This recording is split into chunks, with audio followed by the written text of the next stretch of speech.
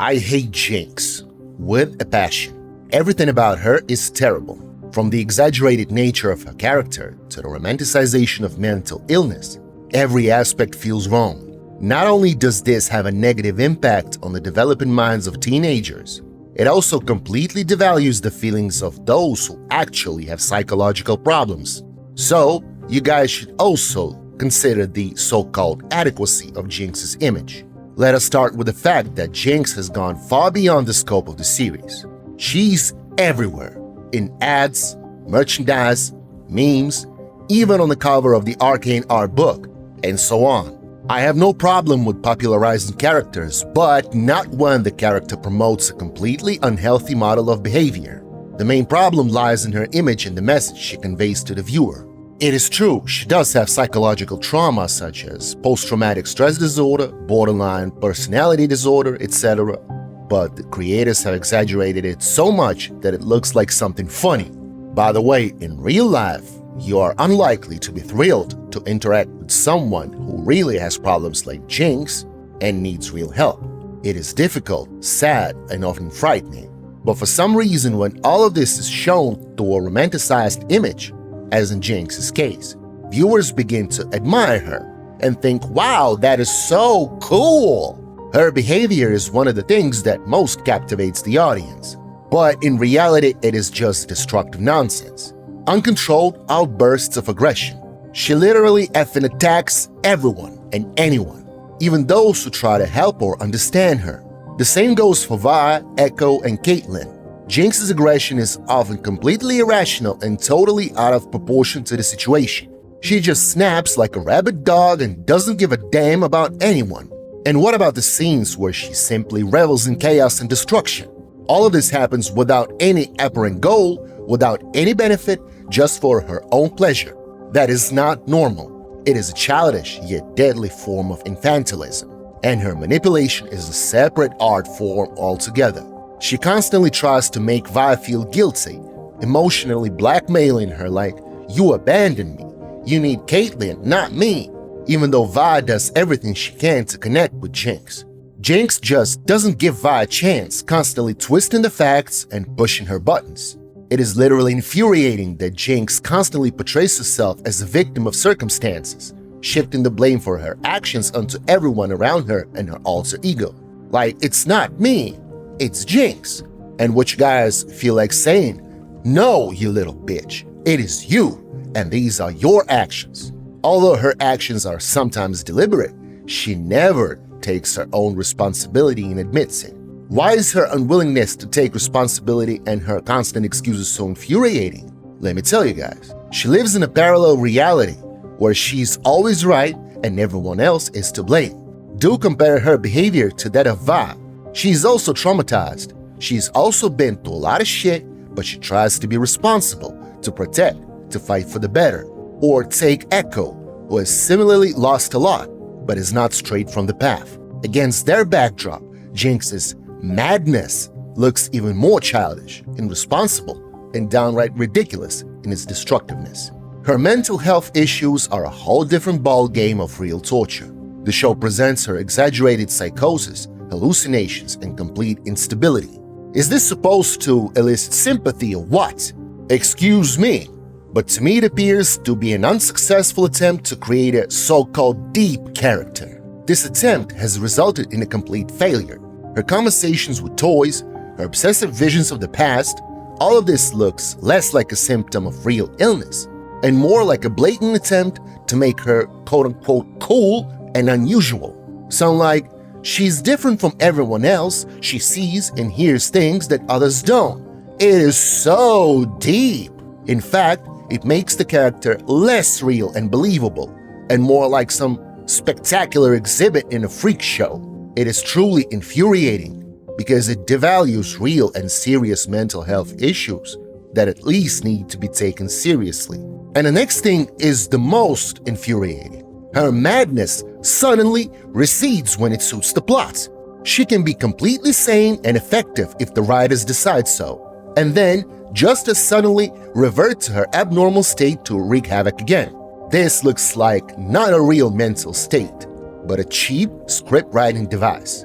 In this attempt to elicit sympathy for a character with mental health issues, the show shamelessly romanticizes her destructive behavior. For some fans, her madness seems attractive, a quirk that makes her unique, and that is extremely dangerous.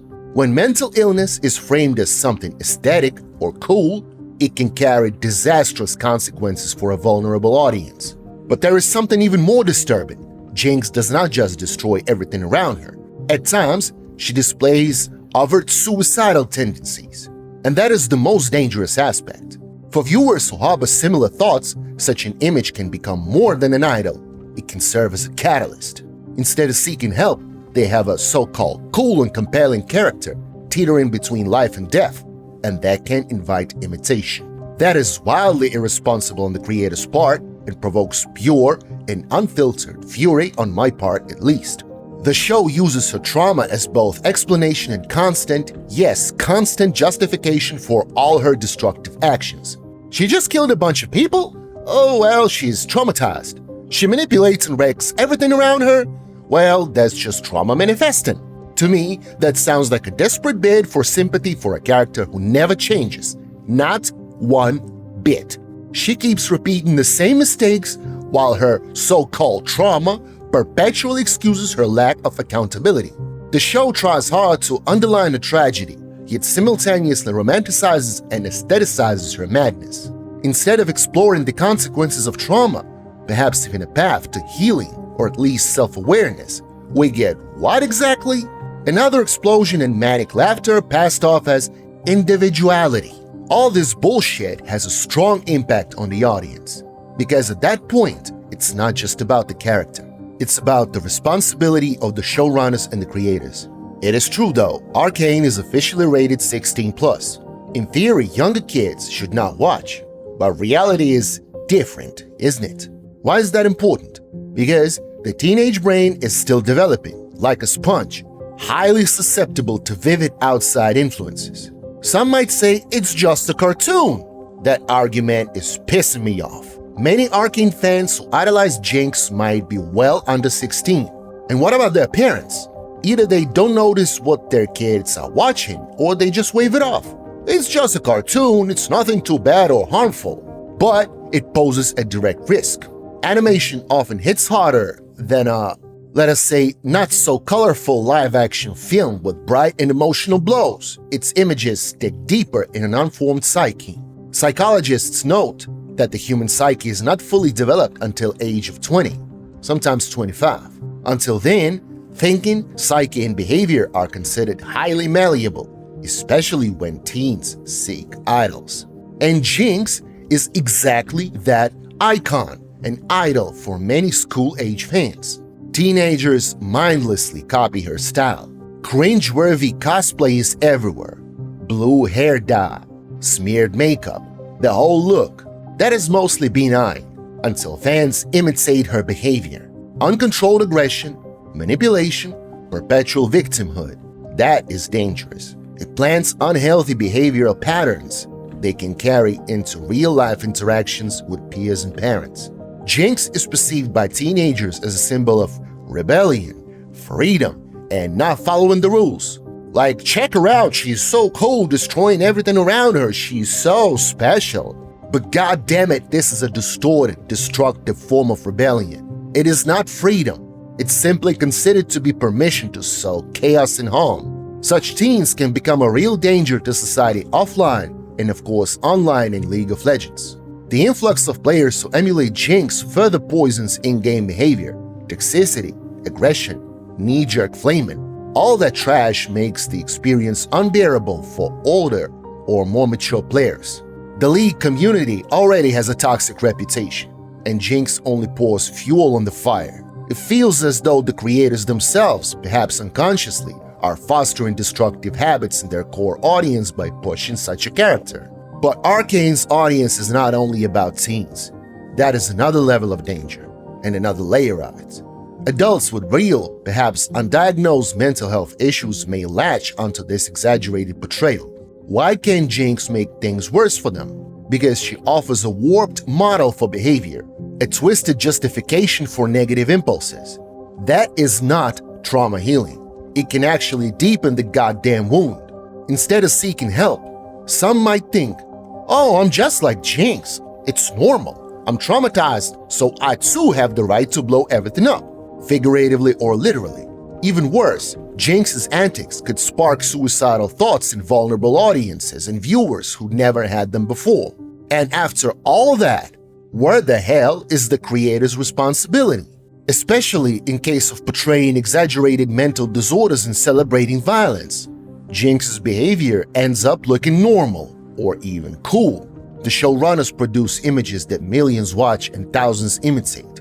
Do they not understand that their artistic choices can have real consequences? This is not just a plot device, it is influence, and they must take responsibility. After all this bullshit, a logical question arises. Could Jinx's story have gone differently? Was there any freaking real chance for Powder, for Jinx, to choose a path other than total destruction? There were those moments. Remember her moment with Echo? He understood her, having walked a similar road, yet chose a different side. That was a chance for dialogue, for change. Or take Vi's desperate attempts to reach her sister, to bring Powder back.